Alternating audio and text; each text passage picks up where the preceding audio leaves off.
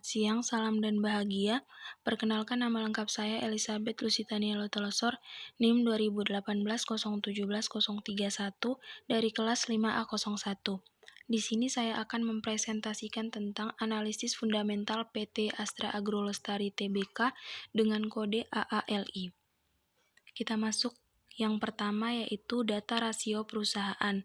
Jenis rasio yang saya gunakan di sini yang pertama yaitu ROE, Return on Equity, semakin besar nilainya maka semakin baik.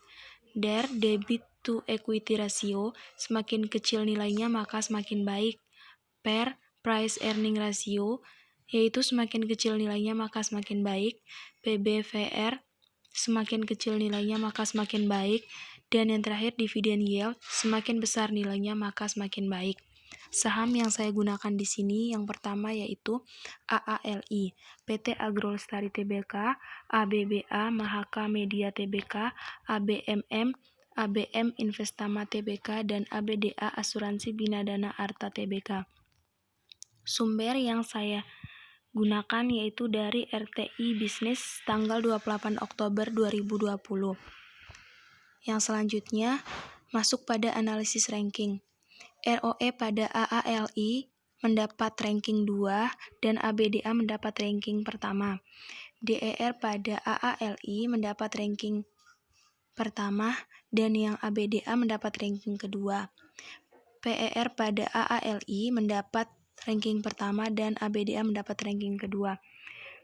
PBVR pada AALI mendapat ranking pertama dan ABDA mendapat ranking kedua. Dan yang terakhir Dividend Yield pada AALI mendapat ranking pertama dan ABDA mendapat ranking kedua. Jumlahnya AALI 6 dan ABDA 9. Selanjutnya, mengapa memilih AALI? Yang pertama yaitu AALI mengoptimalkan teknologi digital. Yang kedua, AALI bergerak di bidang perkebunan kelapa sawit dan bekerja sama dengan masyarakat. Hal ini memberikan manfaat yang besar bagi masyarakat. Dan yang terakhir, AALI berhasil meraih penghargaan sebagai 10 perusahaan dengan kinerja hak asasi manusia atau HAM terbaik yang dianugerahkan oleh Foundation for International Human Rights Reporting Standard. Selanjutnya, profil PT Astra Agro Lestari Tbk. PT Astra Agro Lestari merupakan perusahaan publik yang bergerak di bidang perkebunan yang bermarkas di Jakarta, Indonesia. Perusahaan ini dicatatkan pada tahun 1197. Yang selanjutnya, perjalanan PT Astra Agro Lestari Tbk dari tahun ke tahun. PT Astra Agro Lestari sebelumnya merupakan penggabungan atau merger dari beberapa perusahaan mulai mengembangkan industri perkebunan di Indonesia sejak lebih dari 30 tahun lalu. Berawal dari perkebunan ubi kayu, kemudian mengembangkan tanaman karet hingga pada tahun 1984. Dimulailah budidaya tanaman kelapa sawit di Provinsi Riau. Kini perseroan terus berkembang dan menjadi salah satu perusahaan perkebunan kelapa sawit terbesar dan dikelola melalui manajemen yang baik.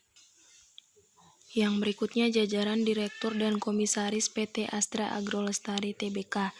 Yang pertama Sentosa sebagai Presiden Direktur, Joko Supriyono sebagai Wakil Presiden Direktur, Mario Kasimirus Surung Gultom sebagai Direktur, Rujito Purnomo sebagai Direktur, M. Hadi Sugeng Wahyudiono sebagai Direktur, Said Fakrulazi sebagai Direktur, dan Niko Tahir sebagai Direktur. Yang berikut Dewan Komisaris, Seo Shin Seok sebagai Presiden Komisaris, Johannes Lohmann sebagai Komisaris, Angki Utaria Tisna Disastra sebagai Komisaris Independen, Ari Dono Sukmanto sebagai Komisaris Independen, dan Sidahartu Utama sebagai Komisaris Independen. Selanjutnya penghargaan PT Astro Agro Lestari Tbk. Astro Agro Lestari raih penghargaan perusahaan inovatif atau Excellent Company for Organization Innovation in Agriculture Sector dalam Indonesia Most Innovation Business Award 2018 yang diselenggarakan oleh Warta Ekonomi. Yang kedua, Astro Agro raih 4 penghargaan Indonesia Grand Award 2018 yang diselenggarakan Le Toffee School of CSR. Yang ketiga, Astro Agro raih penghargaan perusahaan terkemuka di Asia pada tahun 2018. Astro Agro Lestari terpilih sebagai emiten terbaik bidang pertanian dalam Bisnis Indonesia Award 2019 yang bertema Profitability and Stability. Dan yang terakhir, Astro Agro Nusantara CSR raih 5 penghargaan Award 2019. Berikut berita seputar PT Astro Agro Tbk. Pada September 2020, di tengah pandemi COVID-19, laba Astro Agro Lestari atau AALI naik 42%. Dan di tengah pandemi COVID-19 juga, Astra Agro catatkan kinerja positif. Yang selanjutnya kita masuk pada analisis grafik. Yang pertama pada income statement, kita lihat pada revenue atau pendapatannya pada 5 tahun terakhir terjadi peningkatan, yaitu dari tahun 2015 hingga tahun 2018. Tetapi pada tahun 2018 ke 2020 terjadi penurunan pendapatan. Hal ini mungkin disebabkan oleh terjadinya wabah COVID-19 yang kita ketahui. Selanjutnya pada balance sheet-nya, kita fokus pada garis yang warna biru, yaitu aset.